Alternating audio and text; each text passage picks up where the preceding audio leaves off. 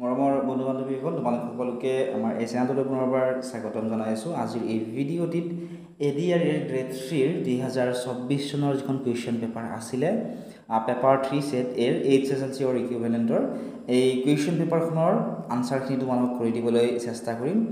Part 1ত আমি 50টা question আলোচনা কৰিছিলোঁ। পাৰ্ট 2ত কুৱেশ্যন নম্বৰ 51ৰ পৰা আমি আলোচনা কৰিম, গতিকে শেষলৈকে চাই থাকিবা।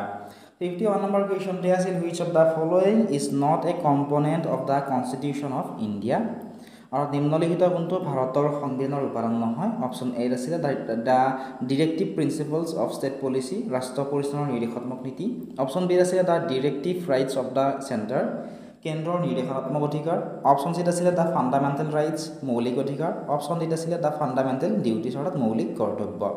এইকেইটাৰ ভিতৰত কোনটো সংবিধানৰ উপাদান নহয় সুধিছে।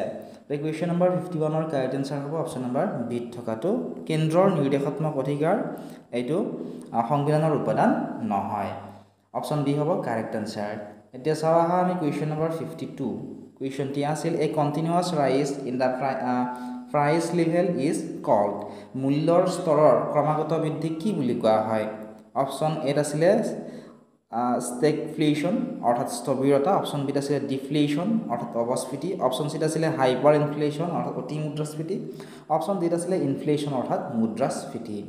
গতিকে মুদ্ৰাৰ স্তৰৰ ক্ৰমাগত বৃদ্ধিক কি বুলি কোৱা হয়? মুদ্ৰাৰ স্তৰৰ ক্ৰমাগত বৃদ্ধিক মুদ্ৰাস্ফীতি বুলি কোৱা হয়, ইনফ্লেশ্যন বুলি কোৱা হয়। অপশ্যন নম্বৰ ডি হ'ব এই কুৱেশ্যনটিৰ কাৰেক্ট আনসাৰ। এতিয়া চাওঁ আহা আমি কুৱেশ্যন নম্বৰ 53টো। কুৱেশ্যনটি আছিলে এনেধৰণৰ জাতীয় গ্ৰামীণ জীৱিকা মিছন অৰ্থাৎ ডে এন এলামত ডে কি বুজাই সুধিছে। গতিকে আমি যদি কুৱেশ্যনটো ইয়াতে চাওঁ যে ৰাষ্ট্ৰীয় গ্ৰাম্য জীৱিকা অভিযানত অৰ্থাৎ ইংৰাজীখিনি যদি আমি চাওঁ ইয়াতে চোৱাচোন, what does DAY stand for in the national rural livelihood mission. ইয়াতে ডে এন এৰ এলামত DAY কি বুজাইছে তোমালোকক সুধিছে। অপশ্যন এত আছিলে ডিষ্ট্ৰিক্ট এভেইলেবিলিটি যোজনা। অপশ্যন বিত আছিলে দীনদয়াল অন্ত্যোদয়া যোজনা। অপশ্যন চিত আছিলে দীনদয়াল আয়ুৰ্বেদিক যোজনা। অপশ্যন ডিত আছিলে ডিষ্ট্ৰিক্ট এচিভমেণ্ট যোজনা। গতিকে ইয়াতে থকা ডে কি বুজাই সুধিছে নহয় কুৱেশ্যন নম্বৰ 53ৰ অপশ্যন নম্বৰ বি হ'ব কাৰেক্ট আনসাৰ। ঠিক আছে, দীনদয়াল অন্ত্যোদয়া যোজনা। কুৱেশ্যন নম্বৰ 54টো তোমালোকে চোৱাচোন। কুৱেশ্যনটি আছিলে which of the following novels was written by Padmashri Rongbong তেৰেং। নিম্নলিখিত কোনখন উপন্যাস পদ্মশ্ৰী ৰংবং তেৰেঙে ৰচনা কৰিছে? অপশ্যন এত আছিলে মৃত্যুঞ্জয়। অপশ্যন বিত আছিলে অসীমত যাৰ হেৰাল সীমা। অপশ্যন চিত আছিলে ৰংমিলিৰ হাঁহি আৰু অপশ্যন নম্বৰ ডিত আছিলে মিৰি জীয়ৰী। কুৱেশ্যন নম্বৰ 51ৰ কাৰেক্ট এনসাৰ অপশ্যন চিটো হ'ব পদ্মশ্ৰী ৰংবং তেৰেঙে ৰচনা কৰিছিলে ৰংমিলিৰ হাঁহি। তোমালোকে এই কুৱেশ্যন পেপাৰসমূহৰ লগতে উত্তৰসমূহ আমাৰ এপত পাবা।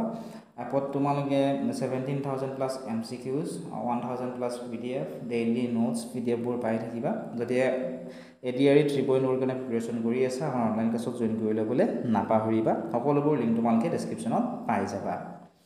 কুৱেশ্যন নম্বৰ 55টো আমি চাওঁ আহাচোন। কুৱেশ্যনটি আছিলে এনেধৰণৰ which of the following is not a central armed police force of India? নিম্নলিখিত কোনটো ভাৰতৰ কেন্দ্ৰীয় সশস্ত্ৰ আৰক্ষী বাহিনী নহয়? অপশ্যন এত আছিলে ইণ্ডিয়ান কোষ্ট গাৰ্ড, ভাৰতীয় উপকূল ৰক্ষক বাহিনী। অপশ্যন বি সশস্ত্ৰ সীমা বল SSB চমুকৈ।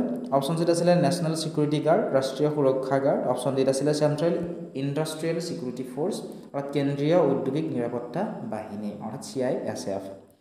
ইয়াৰে কোনটো কেন্দ্ৰীয় সশস্ত্ৰ আৰক্ষী বাহিনী নহয় সুধিছে। কুৱেশ্যন নম্বৰ 55ৰ কাৰেক্ট এনসাৰ হ'ব অপশ্যন নম্বৰ এত থকাটো ভাৰতীয় উপকূল ৰক্ষক বাহিনী, ইণ্ডিয়ান কোষ্ট গাৰ্ড সশস্ত্ৰ আৰক্ষী বাহিনী নহয়। কুৱেশ্যন নম্বৰ 56টো আমি চাওঁ আহাচোন। কুৱেশ্যনটি আছিলে what is the chemical symbol for silver অৰ্থাৎ চিলভাৰ মানে ৰূপৰ ৰাসায়নিক সংকেত কি সুধিছে। অপশ্যন এত আছিলে AG, অপশ্যন বিত আছিলে SI, অপশ্যন চিত আছিলে SB আৰু অপশ্যন নম্বৰ ডিত আছিলে AU। ৰূপৰ ৰাসায়নিক সংকেত হৈছে AG। এই কেমিকেল চিম্বলৰ ওপৰত মই অন্য এটা ভিডিঅ' আপলোড কৰি দিছোঁ আমাৰ এপত, তোমালোকে চাই ল'বলৈ নাপাহৰিবা। তাত তোমালোকে PDFবোৰো পাবা।